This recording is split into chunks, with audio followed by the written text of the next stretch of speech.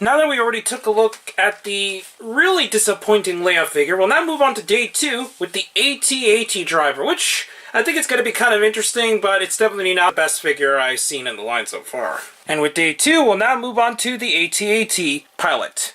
Although the original connotation of the character is supposed to be the AT-AT driver, they decided to change it to an AT-AT pilot for some reason, and I don't really know what the reason behind it is, but I guess it's what we're going to call it from now on.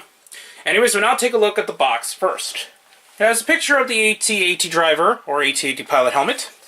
Shows that it is number 31, and it has a bio on the back as normal. Otherwise, I personally think this figure is kind of the most useless out of the entire wave, and that's mainly because we're not going to get a 6-inch AT-AT to go alongside of it. Otherwise, the figure itself is pretty good, actually, and I think the overall sculpt is really nice. Articulation-wise, the head is on a ball joint, and the wires do kind of hinder the articulation, but not by a whole lot, since it does have a lot more freedom to actually move around, since it's not exactly tight around the component here.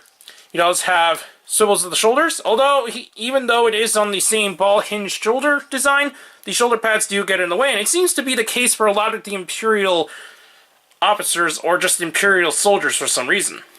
He does have ball joints at the elbows, and he does have full rotation of the wrists, and has a hinge as well there as well.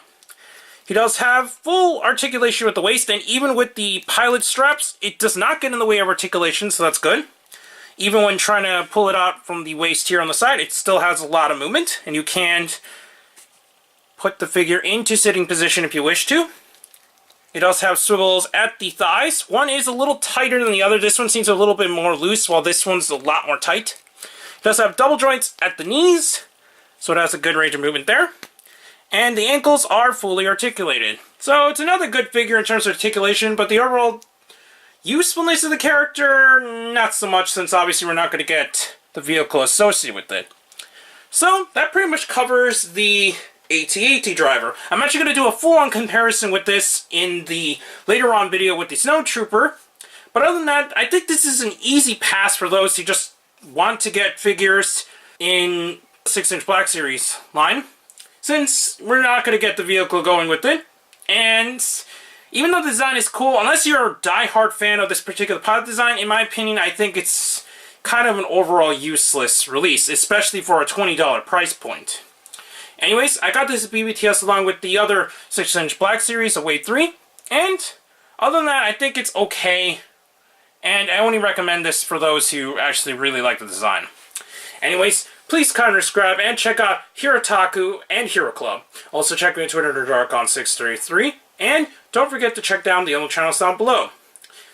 Also, please don't forget to check the little bell at the bottom of the screen in order to see my content as soon as it goes up. And we'll be moving on to day 3 of the 6-inch Black Series for Rogue One. I'll be back tomorrow.